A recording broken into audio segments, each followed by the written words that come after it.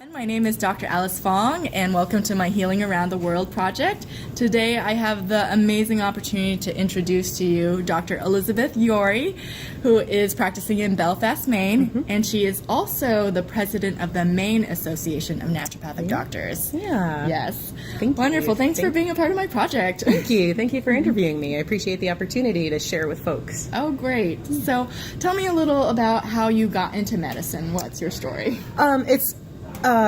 There's some parts of it that are totally normal, other parts that are a little bit different. I chose to be a doctor at the age of 5 when I originally wanted to be a unicorn, and was told that Good life choice. No, it seemed great at the time. Right. Was told that I could not become a unicorn, and so I chose to that I wanted to be a Pegasus. And then there was this conversation around how I was never going to grow up and be a horse. So I settled on doctor at the age of 5 because I had the Fisher-Price kit.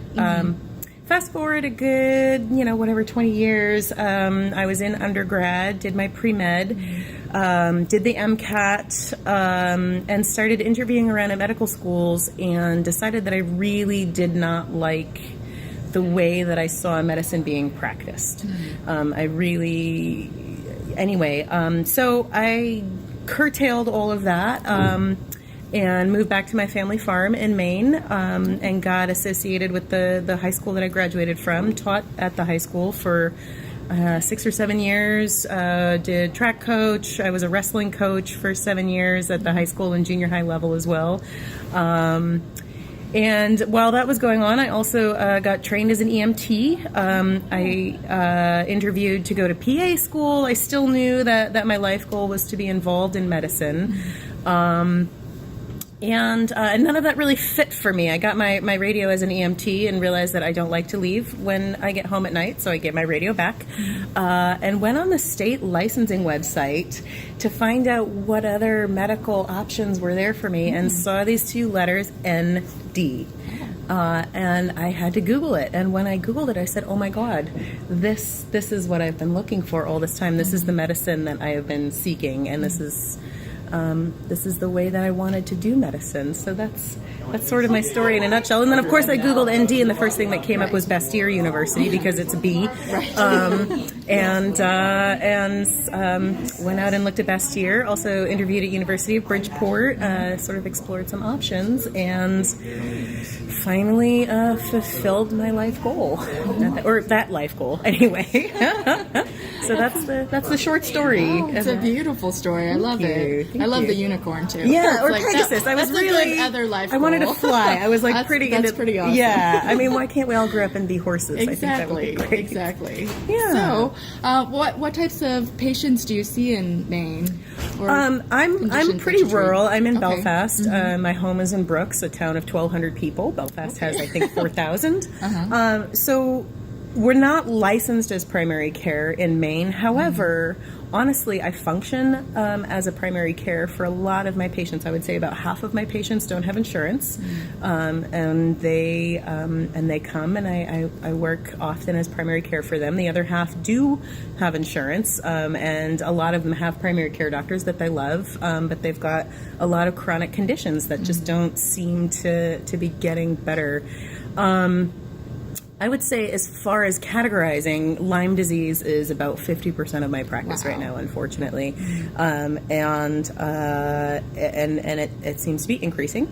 And then after that, I would say endocrine conditions, things like thyroid conditions or female hormone abnormalities. A lot of adrenal type conditions.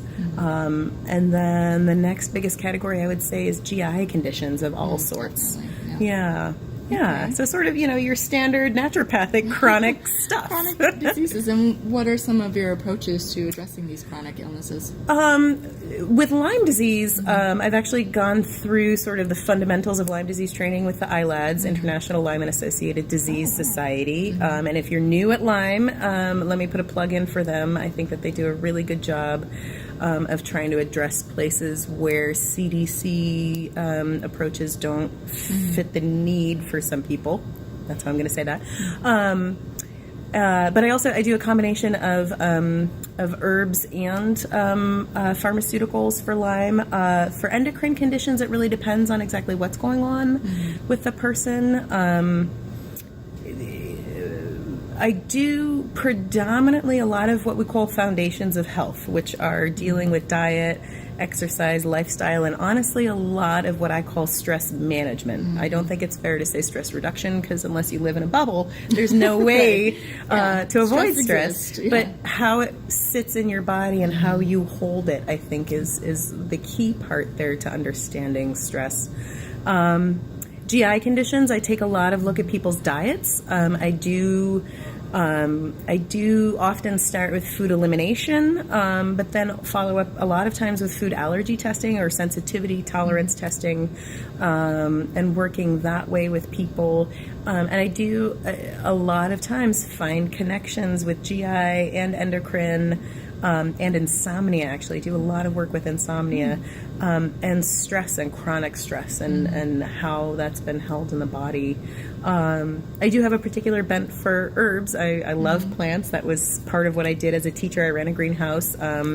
Grew up on a family farm that we've been on for 200 years, so I've been gardening since I was 8. And that is my art, gardening. So I love working with plants, but I find myself that I don't prescribe as much as a lot of other practitioners, contemporaries, and I don't test as much as a lot of my contemporaries, in part because a lot of these are out-of-pocket costs for my patients, and I live in a very socioeconomically repressed area, where I think that my decision making comes down to, do I think that this test is going to make a difference in the way that I treat? Right. And if the answer is yes, then I would opt for testing. And if the answer is no, honestly, I do a lot of industry term of presumptive treatment, and sort of see where that gets us and what shifts for people. But I also do a lot of mind-body medicine, doing breath work with a lot of people to work with that releasing of stress. And I've had a lot of success with breath work and hypertension. Actually, it's been very helpful. Great. So, Great.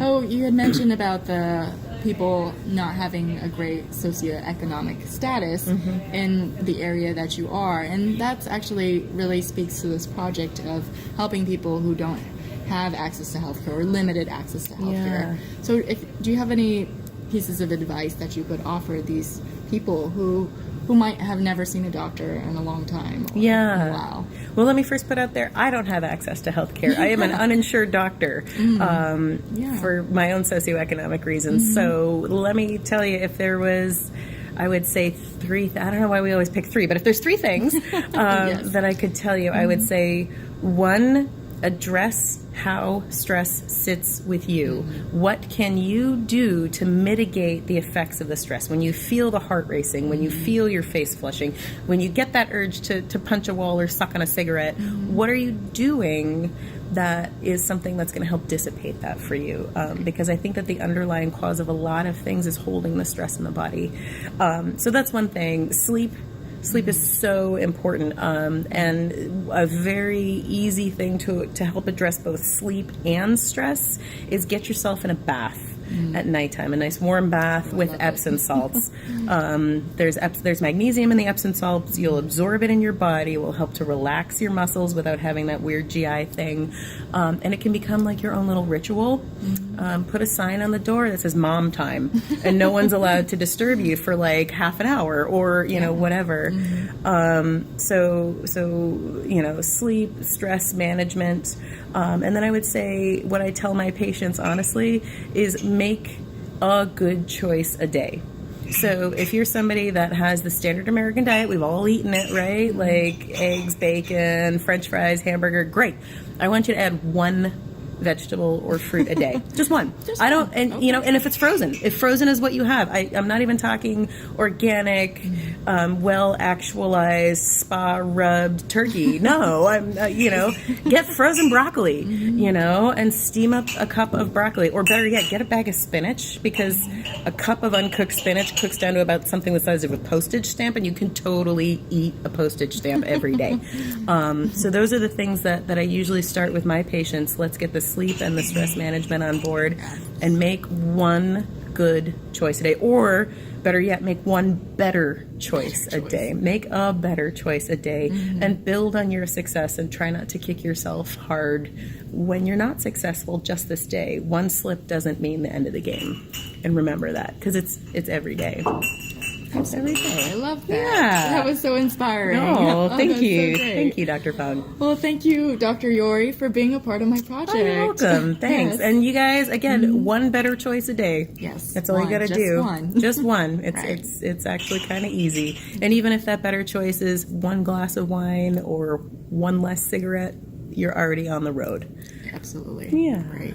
Well, thanks everyone for watching. Please share this video and future videos with everyone you know. See ya. Thanks.